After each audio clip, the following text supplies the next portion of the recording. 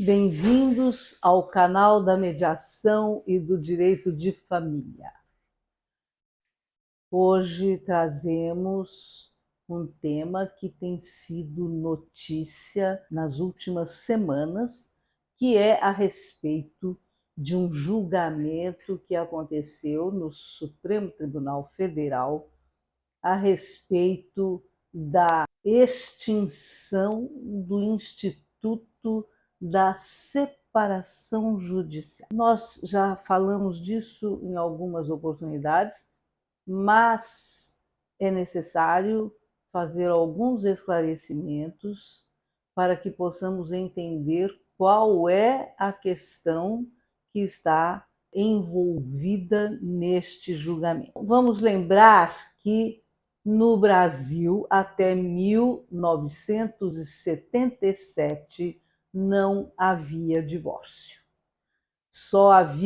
Houve primeiro desquite, né, que as pessoas continuavam casadas, e aí veio o Instituto da Separação Judicial, que era necessário para que se obtivesse a conversão desta separação em divórcio. Ou então, um divórcio de muitos anos, que terminou em 2 anos, antes era mais, e depois de 2 anos de separados, de fato, poderia então requerer o divórcio. Lembrando também que houve época em que só se podia pedir divórcio uma vez na vida.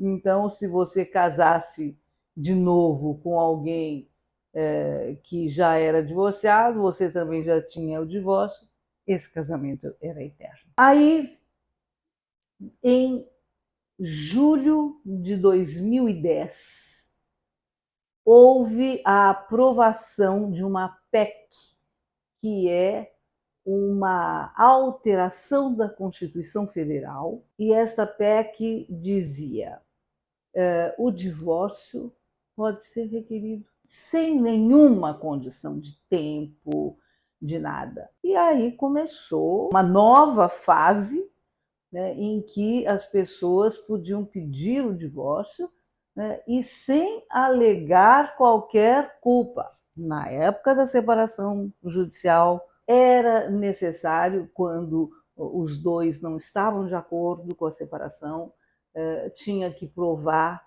a culpa do outro. Voltando à questão da emenda constitucional de julho de 2010. Não há mais necessidade de provar nada. A pessoa fala: eu quero o divórcio, e o juiz dará. Ele não precisa justificar nada, não precisa provar nada.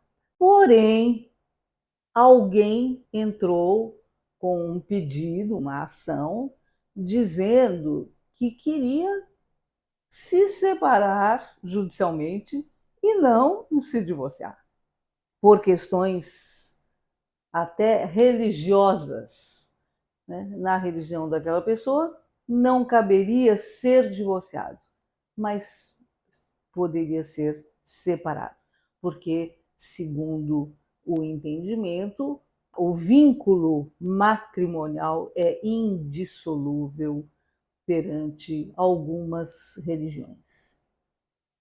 Então, isto chega ao Supremo Tribunal Federal, cuja competência é a apreciação de questões de ordem constitucional.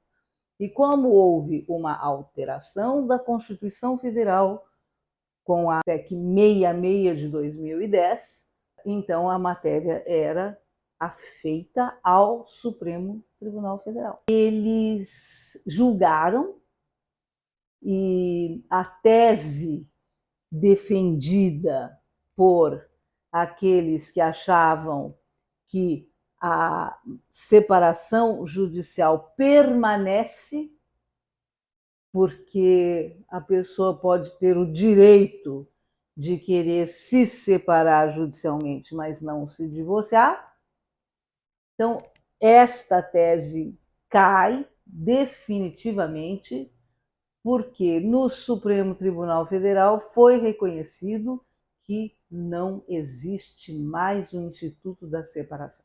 Um dos ministros até deu ênfase, né, de que para se casar é preciso que os dois digam sim.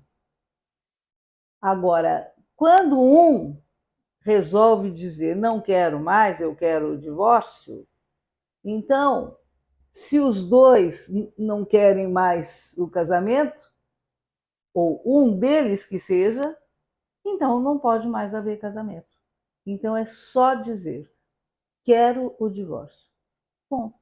Não precisa provar nada. Não existe mais o instituto da culpa para justificar a separação de um casal.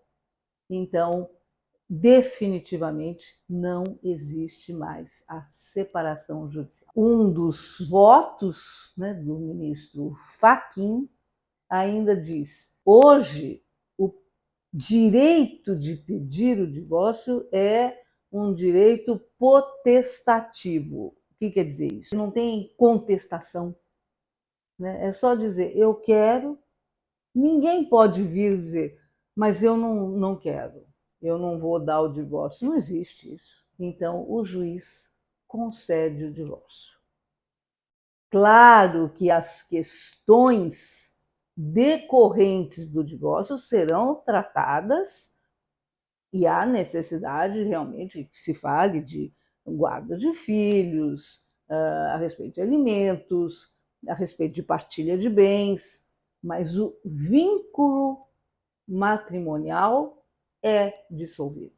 Depois vai cuidar dos efeitos de sentença que determina o divórcio entre duas pessoas. Esta decisão do Supremo Tribunal Federal é um marco civilizatório que nos tira de um enredamento muito complexo que nós vivemos durante muitos anos atrás de culpados e inocentes. Hoje não existe mais isso. É apenas a autonomia da vontade de cada um dos cônjuges. Isso é uma decisão da maior importância e que muito engrandece o nosso direito de família. Muito obrigada. Dê o seu like se você gostou e até a próxima quarta-feira.